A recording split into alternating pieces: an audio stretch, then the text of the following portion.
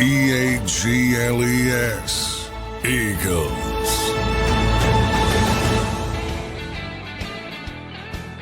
Welcome in, everybody, to a Thursday edition of Birds 365 here on JAKIB Sports. Another big breaking news reaction edition after another signing came down yesterday, and that was Zack Baun. We'll tell you more about that on the show today. Johnny Mac, how you doing this Thursday morning, brother? Doing well. Happy Zack Baun Day, everybody.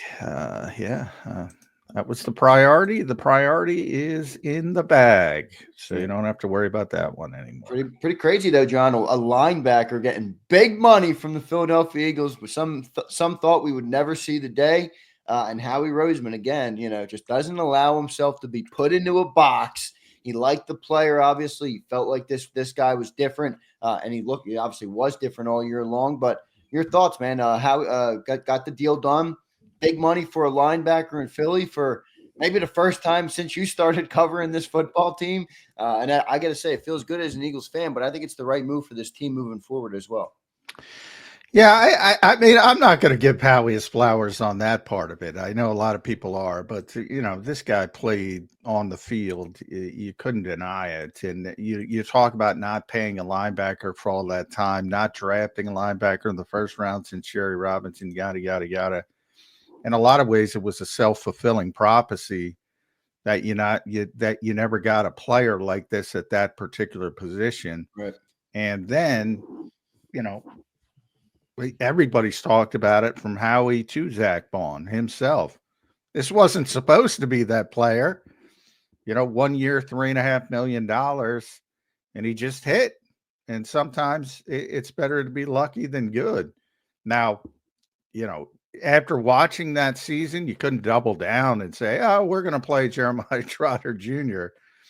Then, it would have been, that's where Howie is good at. And, he's a good player. It doesn't matter the position.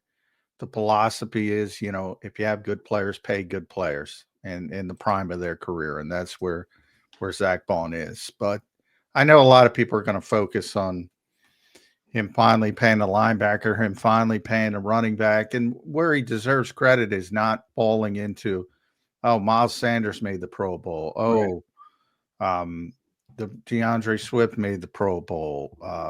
TJ Edwards had a great season. You don't pay those guys like stars because they're not stars. And they got to start running back, and they got to start linebacker, and they paid him. For that, he deserves credit for it. Yeah, no doubt about a good player evaluation from Howie's perspective. John, one of the things I love that you do here is you elevate the conversation as a phrase that you always use, but explain to people how this contract works. I know it hasn't been filed yet, but everybody sees 3 years, and I see it all over the place. And it is a 3-year deal. It's great for him, but explain how Howie works the contracts, because I think this is one of the reasons he's able to do things like this so consistently. It's a 3-year deal, $51 million. I think it was $34 million guaranteed. At least that's what it was reported. Probably an agent-driven number. We'll see what the final number is, but I'm sure it's going to be 2 years. I'm sure Howie's going to have an out after 2 years, and you'll be able to reevaluate. But shed a little light on that for the people. Yeah, I mean, you hit the nail. If it's 3 years, it's basically going to be essentially 2 years, and then we'll readdress it at that particular time.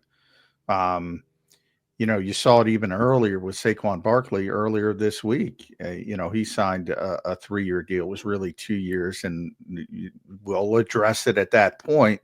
Now, Saquon performed at such a high level that they decided to go even earlier. But that's the framework, and that's why I always talk about people talking about the next 10 years. The next 10 years, I don't care about the next 10 years. It's the next 3 years. That's it, basically. And, it's about flexibility. And Jeffrey Lurie, as I often bring up, is a big part of this as well, because the philosophy that the Eagles use that others don't follow, at least a lot of others, is spending cash over cap, essentially. Cash up front, spread out the cap over many years, voidable years, so you can bring in as many good players in the window that they're in now, which is a championship window.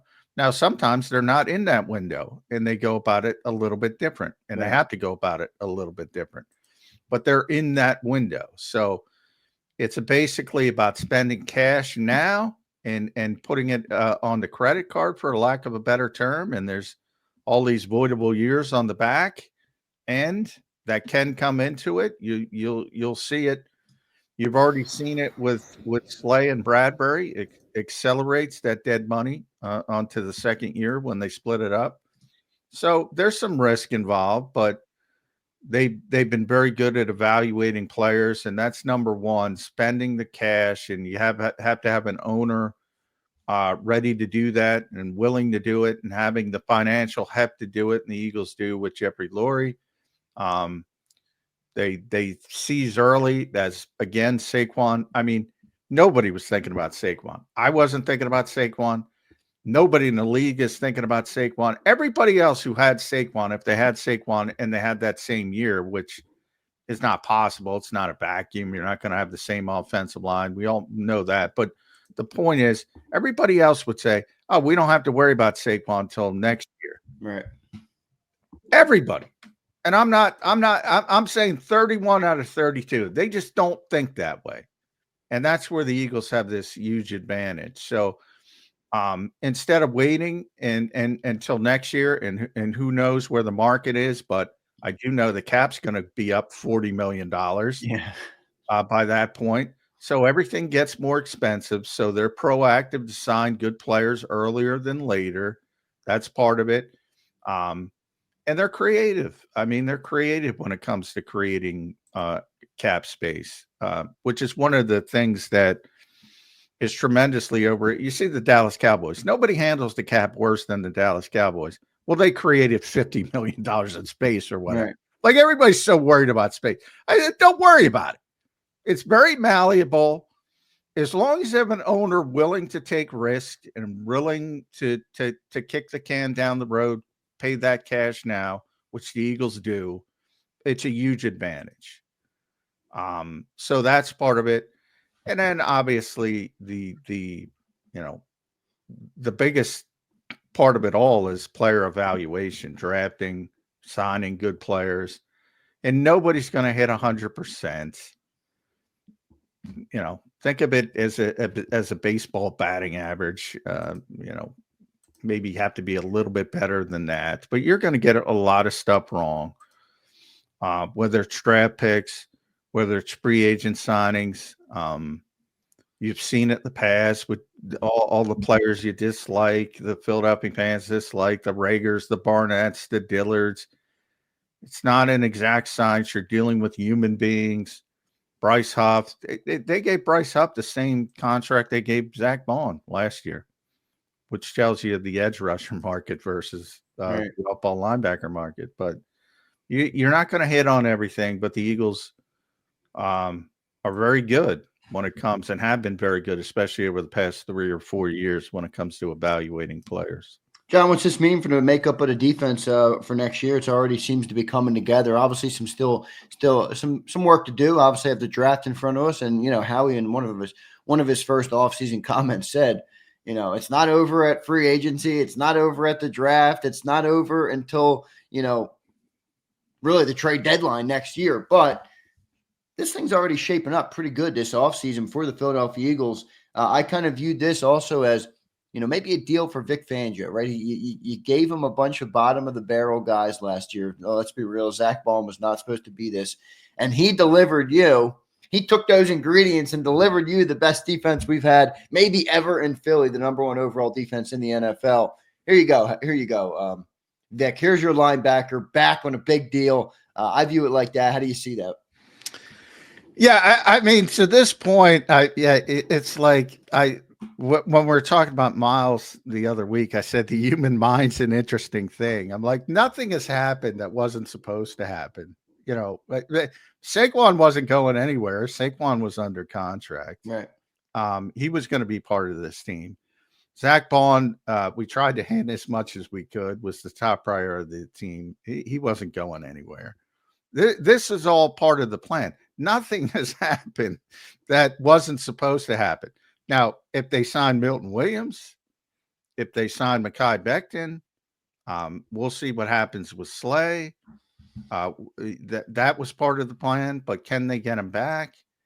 Like, nothing to this point that has happened has been made this team, certainly better than they were last year's the Super Bowl champion. But the plan There's a lot of work to do.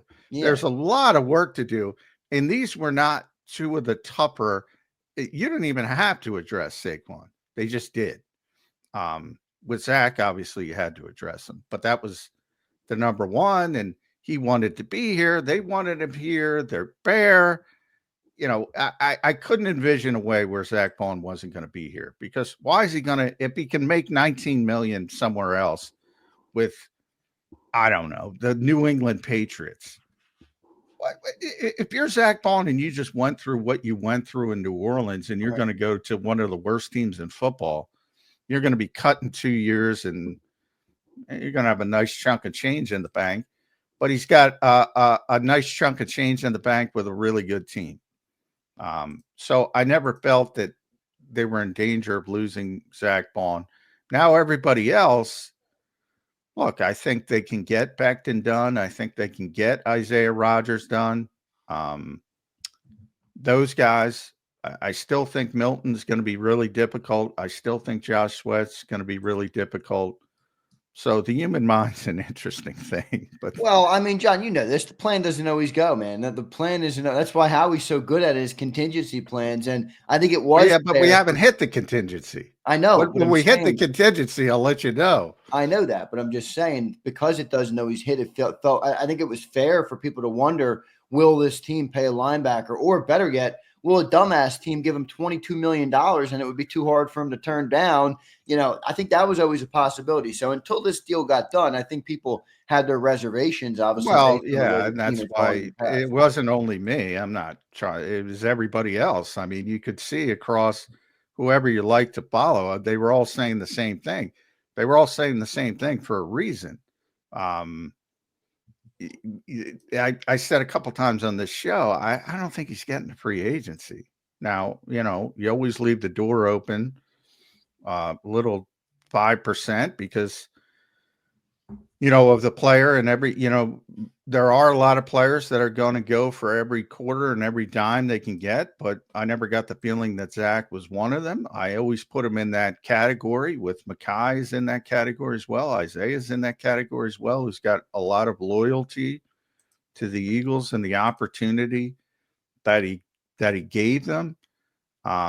In the building, he was chanting "Go Eagles, go" wherever he was. In the building, there was no concern over losing Zack Baun. This was always the top priority, and it happened the way everybody thought it was going to happen. Well, I think it's still a credit to them for getting the deal done, for Zach coming back, and for Howie. Just I think he has just a good pulse, man. I know you're saying this is no contingencies, but that doesn't mean I'm not going to give him credit for getting it done. I think every championship team has core players. Every team has core players. We had one of those core players that was up to leave potentially, and Howie is now, like I said, there's a lot to do still. But now you're filling in the blanks, and you feel much better about the core of both your offense and defense returning for the next season. I think that's a good thing. Well, that's where we differ a little bit. Like, these are not, you're not filling in anything. These were filled in. Like, these were in pen. No, I mean around these guys now, filling in, like in the draft. The other stuff is, how do you fill in if you lose Milton Williams? How do you fill in if you lose Josh Sweat? How do you fill in if you lose Mekhi Becton? And I think this is going to be, what Howie called it, a maintenance offseason when it comes to free agency. I don't think it's going to be as splashy. I think it's going to be a foundational draft, offensive, defensive fronts, because they went a little bit off that foundation for, Zack Baun. That's what he was talking about. Yeah. When he was talking about not a characteristic, I forget the word he used, typical offseason for the Eagles. It's going to look a little different, he said. That's what he was talking about. And I think that returns back to the draft. We're going to talk to Ian Cummings in a little while, talk about the defensive front players, even the offensive line, But there's a couple offensive linemen there. If they like them at 32, I think they could let maybe Mekhi walk. We'll see what happens though.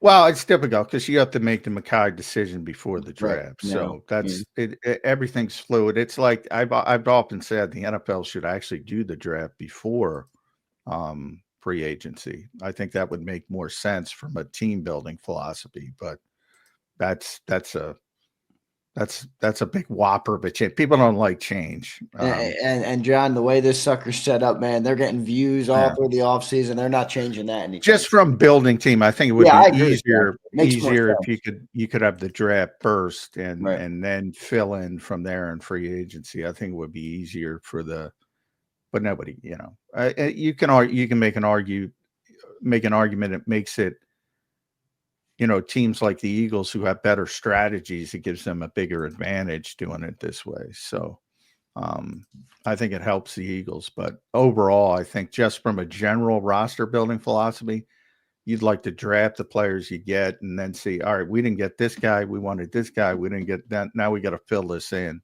Just makes more sense. But it's not the way they do it. Yeah, we'll see what ends up happening with it. Johnny Mac, let's get the one super chat. And then as John mentioned, we're going to talk to Ian Cummings, who's doing draft work for Pro Football Network. He's one of the best. For those who have been listening to Birds 365 for longer than a year, you remember Ian Cummings from last year and the year prior at the NFL draft. So he does great work. We're going to talk to him in just a couple of minutes here on the show. So for everybody who loves the draft, which we have many of you in the chat, drop your comments down below. And maybe I'll read one of them off to Ian. Appreciate all you guys. Skid checks in. John, he says, morning, fellas. J-Mac, can you see the Eagles going after Bosa or Mack if they can't get Miles? So it came down last night that Joey Bosa was released from the Chargers. John, I don't see it. I don't like it. What say you?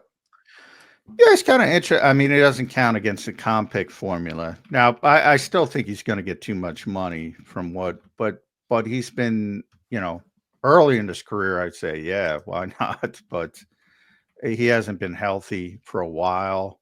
So that part is factoring into it. I still think, especially now when you see what Max Crosby got, you kind of see where the edge market is going. That's a position people play. I think he's still going to be very expensive. And then, I don't know if he likes it here because when his brother was here, you had all that stuff, that kerfuffle. So I'm not sure if he even wants to be here, but he's an interesting player. He's certainly, if he's healthy, he's a great pass rusher. He got cut. So as I said, you're talking about, a former All-Pro, Pro Bowl player, third pick in the draft, yada, yada, yada, production out the yin-yang. But I still think that plays into it. And he's going to be too expensive. So, and then the part where, fans were getting on him a little bit and he didn't handle it well. I don't know. Chance to win a ring probably makes that go away pretty quickly. We know. We always talk, if you put on that uniform, they're going to love you. Micah Parsons could show up tomorrow and he'd be the savior. I'd say Micah Parsons is different than Joey Bosa. Do you think he's a lot? No, I mean from the hatred standpoint, the hatred of the player. I mean from that standpoint. Obviously, yes. I'm not comparing the two as players, but if he showed up, that's the best pass rusher the Eagles got. So, I'll say it that way. You have to look into it. He's only 29. Any concern with the locker room with a guy like that? I know a lot of people put some stock in that. I don't know how you feel about it. You think he would fit this locker room, or do you not even look at that I haven't met I haven't met him one day in my life. If he's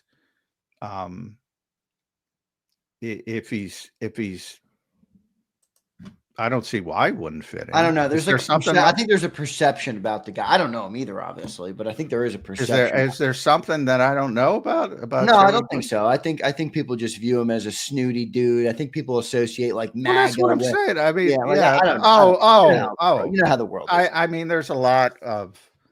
Well, that's the thing. Somebody tweeted me the other day about Max Krause being the Eagles thing. That's evidently a MAGA thing. He's a MAGA guy. He got $35 million. People, you got to get over it. I don't care who somebody is. No, I didn't. I just didn't know where you were going with it. Yeah. I'm like, I mean, from Vic's standpoint, it's about is he fundamental and will he play disciplined? He don't give a crap if he's tweeting an Eagle because he's a Donald Trump fan. And Max Crosby got $35 million or whatever he got. So people got to get over the political bullshit. I know. My God. But anyway, yeah, sorry. All right, good stuff there, Johnny Mac. John, I'll give you a quick live read on BetUS for the great people, and then we'll talk to Ian Cummings coming up next from Pro Football Network, doing great draft work, one of the best in the business at covering the NFL draft. So he's going to join us in here in about a minute on Birds 365. Before we get to that, let me tell you guys about the great people at BetUS. Go and check them out. Use the promo code YouTube150.